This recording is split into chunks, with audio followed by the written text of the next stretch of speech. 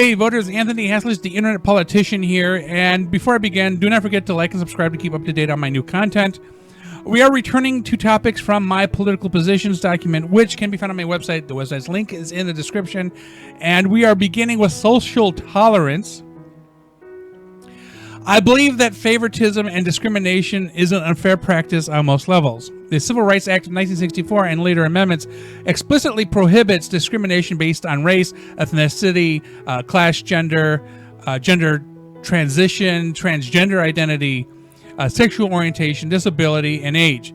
The reason why that I say on most levels is because the law allows some wiggle room in cases where even if reasonable accommodations were made, such as those with disabilities or of a certain age, those not capable of performing their duties within the scope of employment could be discriminated against. There are also some cultural and religious exceptions. Now, recently, and I'm in Ohio, if you haven't seen this, I'm in Ohio.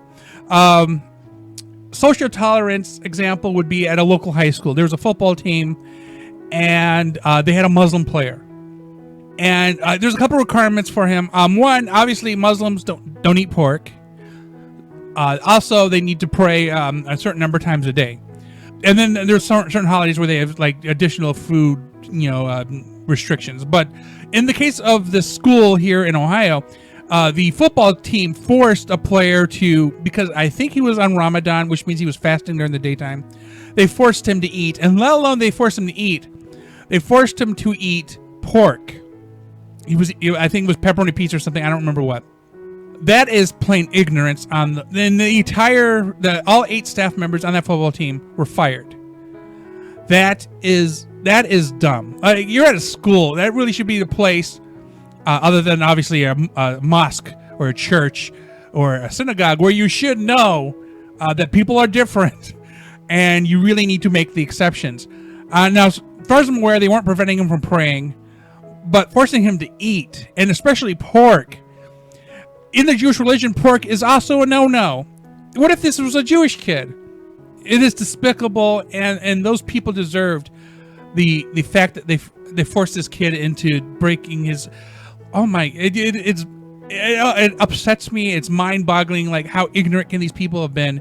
Or if they weren't ignorant, even worse. But then we move on from religion to state versus federal.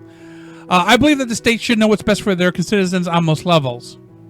Be it on fiscal or social issues, the state should be the decider.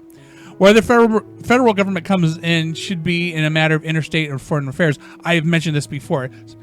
Consider marijuana, for example. It's illegal federally, but each state has voted, and a number of them, including Ohio, have legalized it to some level. If you don't understand how laws basically kind of trickle down, the federal government will create laws that are fairly broad, or in case of marijuana, not so much.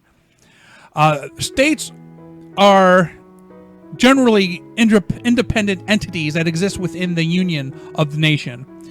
And they could take those laws and kind of, without going outside the boundaries of the law, modify internally. And then that is true of, in Ohio, we have counties, and then in Ohio, we have cities or townships or whatever. So at each level, they can modify it a little bit more and a little bit more, but without going outside of the bounds of the previous higher level office, or government, I should say. So I believe the states really should have more power when it comes to social issues impacting their citizens. Because when the states have that power, they also have the flow of what to do with their own tax money. But then that brings us to taxation, which taxes should pay for exactly what the government needs to operate, with a small amount set aside as insurance in case of additional funds in case of emergency. There are a lot of theories on determining the appropriate level of taxation and who should be taxed more than someone else. I believe that in certain circumstances, policies need to be changed accordingly. In a good economy, tax everyone the same. In a bad economy, tax the wealthy a little bit more, or reduce the penalties or the costs or taxes for the middle class, and for the poor people who really can't afford it, don't tax them at all. Now, keep in mind that I only suggest taxing the wealthy more or reducing taxation on the middle class in cases where adjusting the money supply and interest rate do not produce the desired fiscal results to return the economy to a good economic standing. What I consider to be a good economic standing is 5% unemployment and a flourishing consumer market. I again mentioned in another video something about 95% is a good target. That is a good target for employment. You want 95% of those looking for an employment or employed, at 95%. So it all boils down to what is perceived to be fair. Not everyone sees what is fair in the same way. I feel that we should not punish people for being successful, nor should we punish those who cannot afford to pay taxes. Both deter the confidence in the government and economic growth. But we can't just sit on our hands. The government has to make money somehow, and taxation is the way to go. But again, if you're living on the street, you should not be paying taxes. I mean, what are you paying taxes on? The piece of concrete you're sitting on? So to wrap this up, we're going to talk about term limits, which is something that bothers the crap out of me. Which is funny. I don't know if you may or may not have known this. The president originally didn't have a term limit. That was something done a few presidents in. I think after the John Quincy Adams, or maybe it was Roosevelt. I don't remember. No, it wasn't Roosevelt. Maybe it was second Roosevelt. I don't remember. But the point is, I'm gonna read this, and then I'm gonna put my comments in because I have a lot going on in my head right now. The reason that we have elections is to give citizens a chance to change the direction of the country as it's being steered. Without the ability to change who holds office, this country would be continually stuck in the same ruts. The problem is that the political parties have a lot of influence on who stays or does not stay in office from term to term.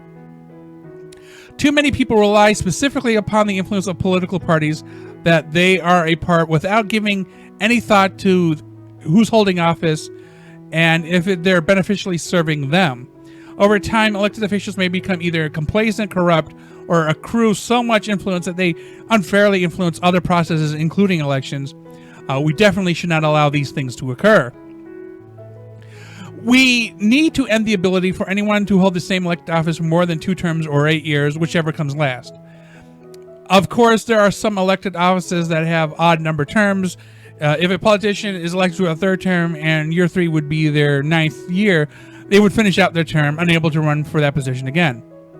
You can see I'm specifically citing the Congress here. If a politician wishes to remain in an elected office after their term has reached their current position, they may always campaign to hold another elective office. You just can't have the same one.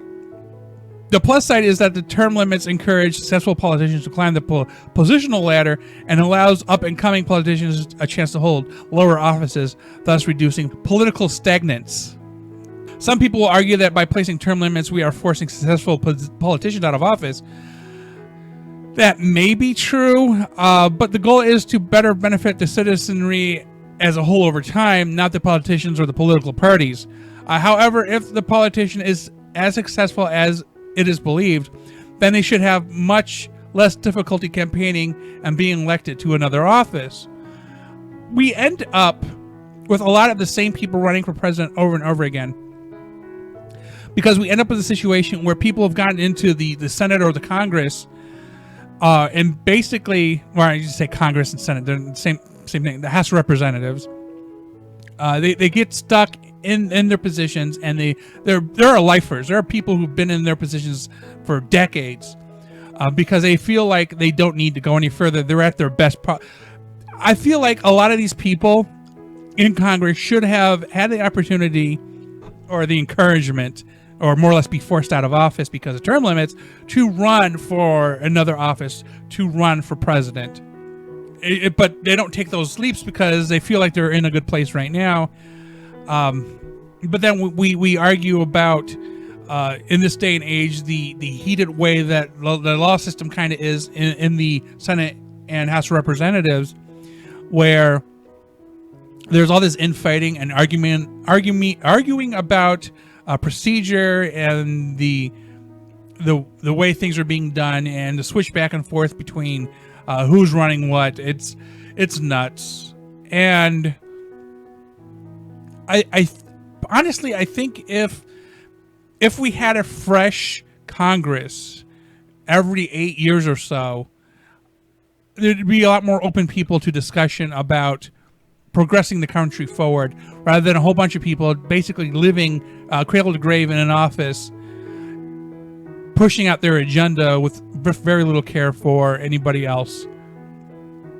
And that's true of both Democrats and Republicans, particularly the people who currently hold their leadership positions. No, they shouldn't still be there. As my mom used to say, piss or get off the pot. Well, that is all the time we have today, voters. Remember, a good voter is an informed voter that can think for themselves. Do not forget to check out my previous videos on this channel, as well as like and subscribe to keep up to date on new content.